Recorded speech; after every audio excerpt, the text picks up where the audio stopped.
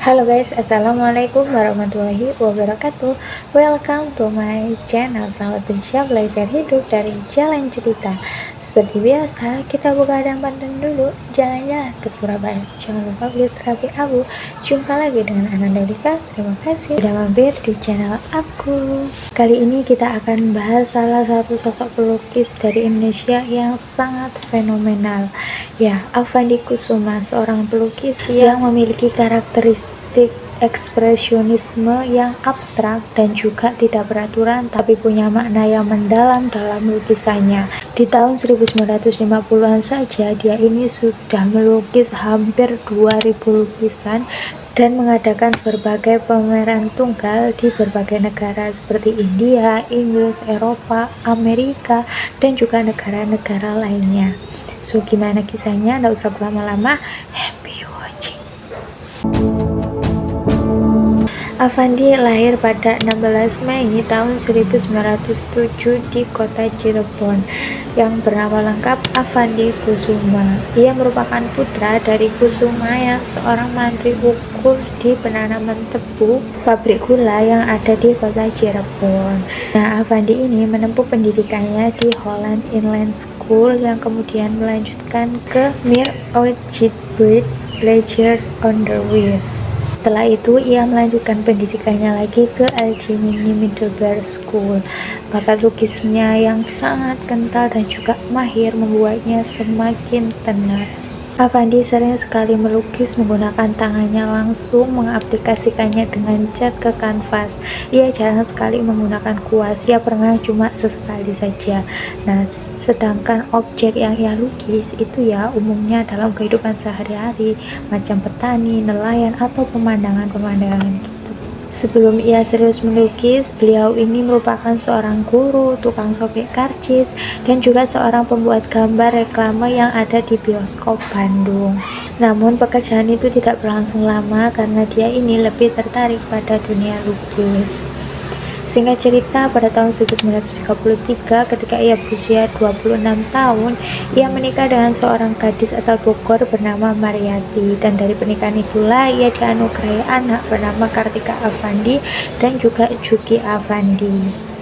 5 tahun kemudian, tepatnya pada tahun 1938, Avandi bergabung dengan kelompok 5 Bandung yang terdiri dari 5 pelukis asal Bandung, yaitu ada Hendra Gunawan, Barli, Sudarso, Wahdi Sumanta, dan juga Avandi. Dan Avandilah pemimpin dari kelompok tersebut. Kelompok ini memiliki andil yang cukup besar dalam perkembangan seni rupa yang ada di Indonesia. Tetapi kelompok ini berbeda dengan Persagi atau Persatuan Ahli Gambar Indonesia pada tahun yang sama, melainkan kelompok belajar bersama yang saling kerjasama antar sesama pelukis. Pada tahun 1942 hingga 1945, Avandi bergabung dan bekerja sama dengan Putra atau Pusat Tenaga Rakyat dan melukis di Jakarta. Pada tahun 1943-nya, Avandi mengadakan pameran tunggalnya di Gedung Putra Jakarta yang saat itu sedang masa kolonialnya Jepang. Nah, 4 serangkai yang terdiri dari Insinyur Soekarno, Hatta, Hajar Dewantara, dan juga Kiai Haji Mas Mansur itu juga menjadi seksi kebudayaan Putra yang turut ambil bagian. Nah, sedangkan Avandi itu menjadi pelaksana dan Sujono itu sebagai penanggung jawab. Ketika Republik Indonesia diproklamasikan pada tahun 1945, banyak juga nih pelukis yang turut andil perannya, seperti mereka melukis di gerbong-gerbong atau tembok-tembok dengan kata merdeka atau mati yang diambil dari pidato terakhirnya Insinyur Soekarno saat lahirnya Pancasila, yaitu 1 Juni 1945, yang kemudian Avandi itu juga diperintahkan untuk membuat poster kemerdekaan saat itu. Dia kemudian diberi tugas oleh Insinyur Soekarno kan untuk membuat poster. Nah, di situ modelnya itu adalah Dullah, yang di poster tersebut digambarkan dengan seorang yang dirantai tapi rantainya lepas. Kemudian dalam poster tersebut juga bertuliskan Bung Ayo Bung, kata yang berasal atau yang atas usulan dari Chairil Anwar. Kemudian sekelompok pelukis pun memperbanyak gambar itu dan dikirimlah itu ke daerah-daerah lainnya. Pada tahun 1946, Affandi kembali yaitu ke Yogyakarta dan mendirikan Seniman Masyarakat. Di sana dia mendirikan SIM, yaitu Seniman Indonesia Muda, dan Affandi pun bersama dengan pelukis-pelukis lainnya yaitu Hendra Gunawan, Barli, Sujana Kerton, dan juga Abdi ini berkumpul dan pergi bersama-sama ke medan pertempuran untuk melukis langsung di lapangan. Kemudian pada tahun 1947, Affandi ini mendirikan Pelukis Rakyat di Yogyakarta, dan pada tahun 1948-nya ia kembali ke Jakarta, dan di sana dia bergabung dengan perguruan taman siswa yang ada di Jakarta dan mendirikan GPI atau Gabungan Pelukis Indonesia.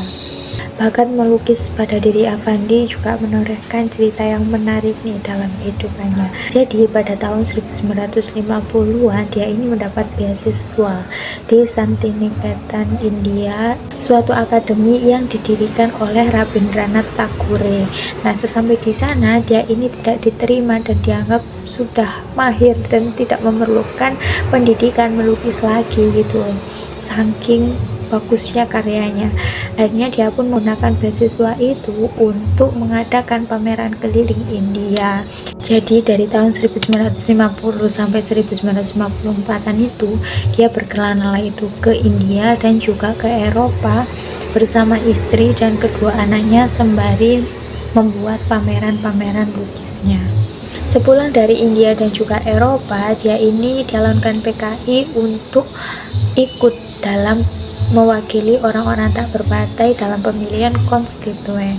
Nah, dalam sidang tersebut salah satu temannya yaitu Basuki Resebowo itu berkata bahwa dia ini, atau maksudnya Affandi itu biasanya itu diam, tapi ketika dia ikut sidang dia turutlah itu angkat bicara. Affandi turut dalam Komisi Perikemanusiaan atau yang sekarang itu mungkin HAM ya.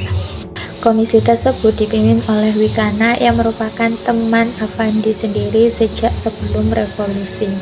Pada tahun 1954, ia mewakili Indonesia pada Biennale Internasional di Venesia, dan pada tahun yang sama ia ini juga menjadi dosen Akademi Seni Rupa Indonesia atau ASRI Yogyakarta.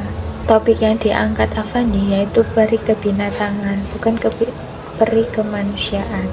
Hal ini tentu saja dianggap sebagai lelucon pada waktu itu. Hal ini sebenarnya bukan niat Affandi untuk membuat sebagai lelucon, tapi karena dia ini itu dekat sekali dengan flora, fauna, atau lingkungan di sekitarnya. Walaupun saat itu era teknologi ini sudah mulai maju, tapi dia ini tetap dekat gitu loh dengan alam.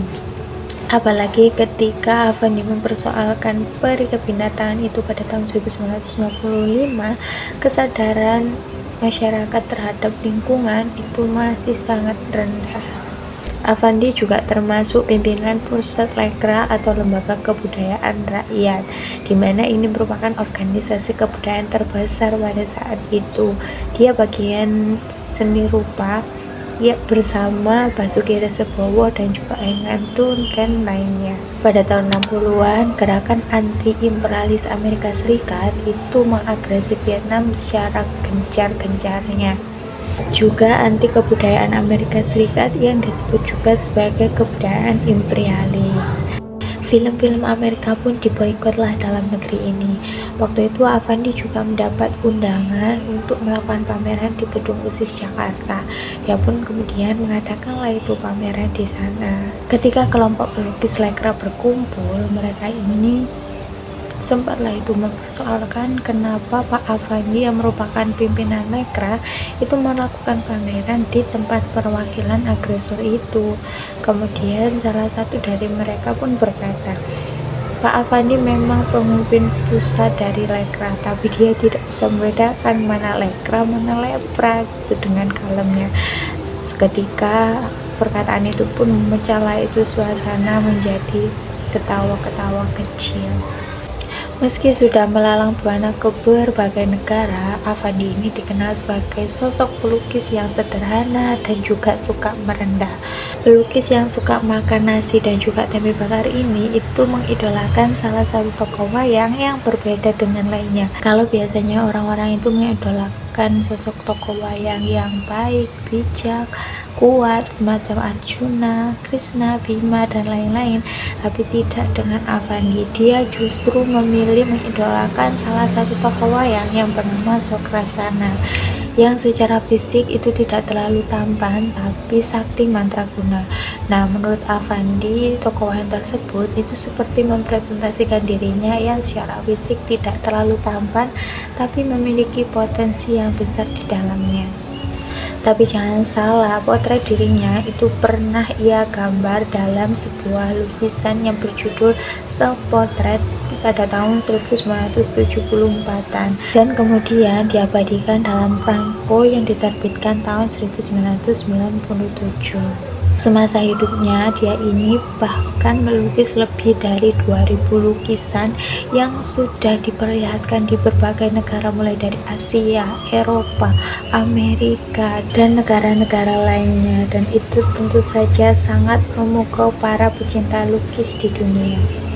Seringkali lukisan Affandi ini sulit untuk dimengerti oleh orang awam yang baru saja suka gitu dalam dunia seni, tapi tidak bagi pecinta lukis, karena hal tersebut justru menambah daya tarik dari lukisan Affandi itu sendiri. Bahkan suatu ketika seorang kritisi barat tentang ahli dalam bidang lukis, dia ini mempertanyakan kepada Affandi mengenai lukisan-lukisannya. Dia bertanya, "Pak, ini lukisannya aliran apa ya? Apakah aliran ekspresionisme?" Gitu. Karena menurut mereka lukisan-lukisan Affandi ini menganut aliran ekspresionisme. Kemudian di situ Affandi menjawab, "Aliran apa itu?" Nah, agak aja nih bahwa ketika awal melukis sampai ia meninggal, ia membutakan dirinya pada teori-teori, karena menurutnya dia ini suka melukis, makanya ia melukis. Bahkan ketika ia ini sudah disebut sebagai maestro pelukis atau disebut sebagai julukan pelukis, dia ini lebih suka disebut sebagai tukang gambar. Bahkan setiap kali ditanya, "Kenapa Anda ini melukis?" jawabannya pun sangat simpel gitu. Dia menjawab, "Saya melukis ya karena saya tidak bisa mengarang, saya tidak pandai ngomong. Bahasa yang saya gunakan ya bahasa lukisan," gitu. Sesederhana itu pola pikirnya. Ia juga menyebutkan dirinya ini tidak memiliki kepribadian besar sebesar seorang seniman, tidak cukup besar untuk bisa disebut seniman, karena dia ini tidak meletakkan seni pada di atas kepentingan keluarganya gitu. Dia pernah berkata bahwa kalau anaknya sakit ya saya akan berhenti melukis gitu katanya. Kalau anaknya sembuh baru dia lanjut melukis lagi. Untuk mendekatkan dan memperkenalkan karya-karyanya, ia ini sering sekali mengadakan pameran ke berbagai negara. Di India saja, dia ini sudah berbagai kota sudah ia kunjungi untuk mengadakan pameran-pameran. Selain itu, dia juga ke Amerika Serikat, bahkan Australia. Di Eropa, ia mengadakan pameran di berbagai negara seperti London, Amsterdam, Brussels, Roma, Paris, kemudian di benua Amerika itu ada Brazil, Venezia, San Paulo, dan juga Amerika Serikat. Hal ini membuat namanya dikenal itu di berbagai belahan dunia. Bahkan salah satu kurator asal Magelang bernama Oi Hong Ding Jen itu memburu lukisan Affandi sampai ke Rio de Janeiro. Di antara pameran-pameran yang pernah dilakukan Affandi diantaranya ada Museum of Modern Art di Rio de Janeiro, Brazil pada tahun 1966. Kemudian East West Center di Honolulu, Hawaii tahun 1988. Festival of Indonesia di Amerika Serikat dari tahun 1990 sampai 1992. Gates Foundation di Amsterdam, Belanda pada tahun 1993, dan juga Singapore Art Museum pada tahun 1994. Tak berhenti di situ, ada juga pameran Center for Strategic and International Studies di Jakarta, Indonesia pada tahun 1996. Indonesia Japan Friendship Festival di Morioka, Tokyo pada tahun 1997, ASEAN Masterworks di Selangor, Kuala Lumpur, Malaysia pada tahun 1957 hingga tahun 1958. Kemudian ada pameran di Australia hingga Avandi Alive di Museum Lippo Plaza, Jogja. Lalu apa saja sih karya-karya dan juga penghargaan Avandi hingga ia ini dikenal sebagai pelukis yang sangat fenomenal dan dikenal hampir di seluruh dunia? Kita masuk. Sepanjang hidupnya, lukisan Avandi itu banyak sekali ya, mungkin hampir 2000-an lukisan, dan 300 lukisan diantaranya itu ada di museumnya. Mungkin nggak bisa aku sebutkan semua lukisannya, dan ini 5 potret dari lukisan Avandi yang cukup fenomenal dan terkenal pada zamannya. Yang pertama ada lukisan Orange Trees Tawangmangu, atau yang dikenal juga sebagai lukisan pohon jeruk. Sesuai namanya, dalam lukisan ini tergambar pohon jeruk di dalamnya yang diletakkan atau tergambar dalam kanvas berukuran sekitar 130 cm dengan menggunakan cat minyak. Yang kedua ada lukisan ibu yang dibuat sekitar tahun 1941. Lukisan ini digambar di atas kanvas yang berukuran 52 x 43 cm menggunakan cat minyak. Dari lukisan ini Avandi benar-benar menggunakan detail lukisannya yang membuat kesan bahwa lukisan ini terlihat seperti seorang ibu yang bersedih. Yang ketiga ada lukisan Red Barong Rangda yang dilukis sekitar tahun 1970-an. Nah, Barong dan Rangda ini merupakan sebuah lukisan yang melambangkan pertarungan antara baik dan buruk. Dalam lukisan itu digambarkan Barong sebagai wakil kebaikan dan Rangda itu sebagai personifikasi dari kejahatan. Lukisan tersebut seolah mengilustrasikan pertempuran positif dan negatif yang tidak pernah berakhir. Lukisan Red Barong ini dibuat dengan media kanvas berukuran 104 x 147 cm menggunakan cat minyak. Selanjutnya ada lukisan Cangklong atau potret diri pada tahun 1974. Nah, lukisan ini salah satu lukisan Avandi yang paling fenomenal karena menggambarkan dirinya sendiri. Kalau dilihat dalam lukisan ini terlihat potret Avandi yang di dahinya itu terdapat warna merah yang menggambarkan bahwa dirinya ini sedang berpikir sangat keras. Karyanya ini dituangkan dalam kanvas berukuran 90 x 120 cm menggunakan cat minyak. Kemudian yang kelima ada lukisan Adu Ayam pada tahun 1976. Nah, dalam lukisan ini itu digambarkan ada ayam yang sedang bertarung, yang salah satunya itu adalah ada ayam berwarna putih yang digambarkan sebagai ayam idola dan menjadi kebanggaan karena selalu menang dalam setiap adu ayam. Nah, pada saat itu pada tahun tersebut itu adu ayam itu memang menjadi kayak hobi dan juga hiburan, sehingga itulah Avandi terinspirasi untuk menorehkannya dalam kanvas dan cat minyaknya. Sebenarnya ada banyak sekali ya lukisan Avandi. Dia ini bahkan karena kemahiran dalam melukis dan juga keindahan karya-karyanya, ia bahkan mendapat julukan pelukis ekspresionis Indonesia baru, bahkan seorang maestro. Di Florence, Italia, dia juga bahkan mendapat gelar juga loh, yaitu Grand Maestro.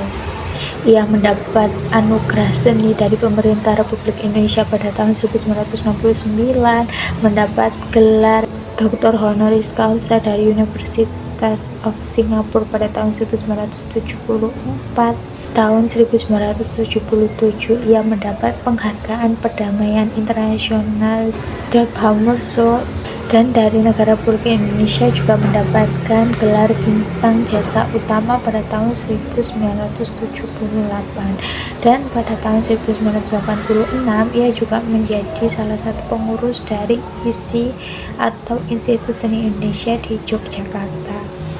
Bahkan penyair besar angkatan 45 yaitu Chairil Anwar itu juga membuat puisi khusus yang berjudul Kepada Pelukis Affandi. Museum Affandi sendiri itu sudah didirikan sejak tahun 1973, bahkan sudah diresmikan. Museum itu berada di dekat tempat tinggalnya. Di dalam museum tersebut itu terdapat banyak sekali lukisan, sekitar kurang lebih 1000 lukisan, yang 300 diantaranya itu adalah karya dari Affandi sendiri. Museum itu dibagi menjadi 3 galeri, yaitu galeri 1, 2, dan 3.